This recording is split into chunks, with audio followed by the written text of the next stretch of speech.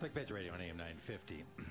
And each hour, with an encouragement that may your strength bring us strength, may your hope bring us hope, may your love bring us love. Brought in and out of this segment by the house band, Bruce Springsteen and the E Street Band. The house band around here. Nice house band. I love If they didn't take up so much room, I'd just have them live in studio, but it's just so much work with them. So I can't really. Try to end the show with a right on. Things in this world that are the way they're supposed to be. Things in the world that are just right on. Right on. I don't drink diet soda, Doug. Excellent. Excellent. Great. Hey, folks, if you listen to that last segment, you should come around here sometime and just watch the show happen. And watch Shelley go out and just dig into Grover in the if you put a mic in between on her way out, it might be a bit more interesting than on the way in. We should do that, Grover. We should do that to her next time. Let's just turn it on and record it. All right. So we try to end with the right on. Grover got his own little dose of it out here this time.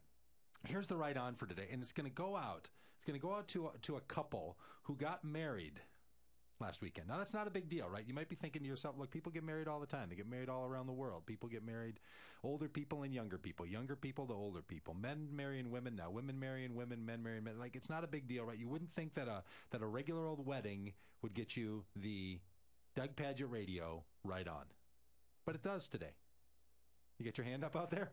Grover's raising his hand like he's in class. Did they marry on the clock because they couldn't afford to have their wedding any other way than if they were working? That's awesome. I don't think so. But this couple got married at a Home Depot. At a Home Depot store. At the Home Depot, actually. Got married at the Home Depot store in Lake Forest, Colorado. Now, here's why they get the right on. They get the right on because the prince and princess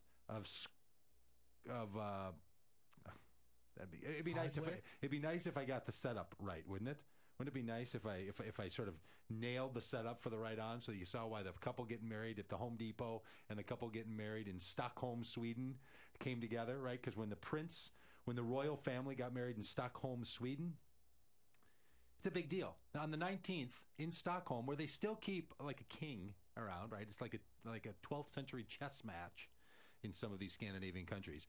Well, here's the big deal. They're spending $2.5 million for the June 19th wedding in Stockholm Cathedral, when the prince and the princess are going to become husband and wife, and the whole nation has to sort of watch, and it all becomes this big to-do right around these weddings.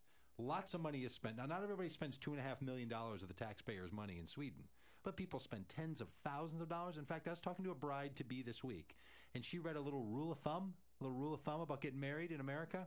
The rule of thumb in all the marriage advice is, get a load of this, Grover, don't spend as much on your wedding don't spend any more on your wedding ceremony than you spend on the down payment for your house.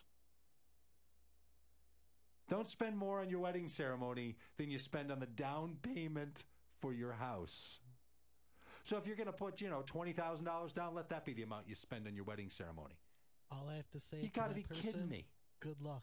Good luck not spending more than a down payment on the house, unless it's that's an expensive house. Look, folks, I do weddings all the time. I'll do them in your backyard. I'll do them outside on a street corner. I'd even do them in a Home Depot for you. Well, good luck selling that to your bride.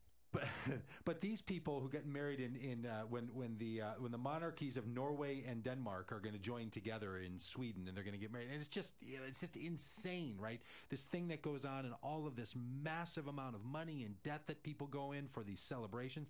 And I'm a marriage guy. I advocate marriage. I want people getting married. What I'm not big into are these elaborate, overly extensive wedding ceremonies. Tens and tens of thousands of dollars. So when I saw the story about this couple getting married at the Home Depot, I said to myself, right on. Good for you, people. Good for you. That's the way that you ought to do it. So this couple gets married at this Home Depot because that's sort of their place, right? That's the place where they work. The people around there are their family. So they come walking down the aisle. She's dressed in white, apparently. And the guests are dressed in the orange smocks.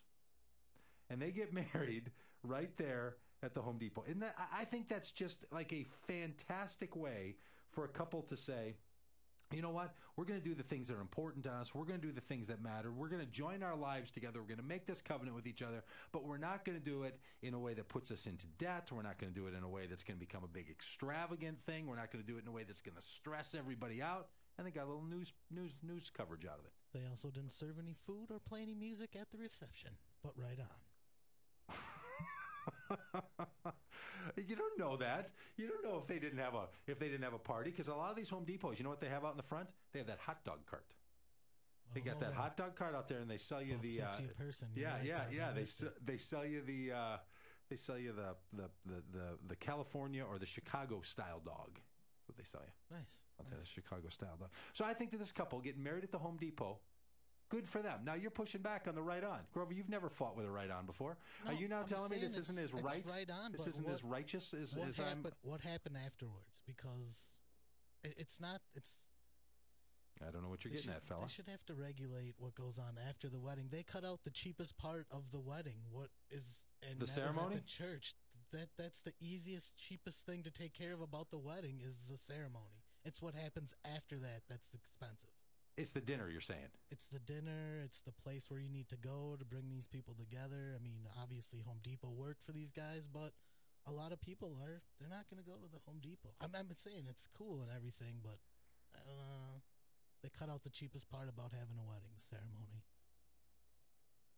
But it doesn't have to be that way, right? You don't have to give people a $30 plate of food for coming to your ceremony, right? It seems to me that these people are they're like saying, these are our people, this is our family, let's celebrate. And in a world of weddings gone wild, of Bridezilla or whatever that reality TV show is, it seems like it's a really good thing to say, you know what? Let's get married in the place where we live and let's make this reasonable. Okay.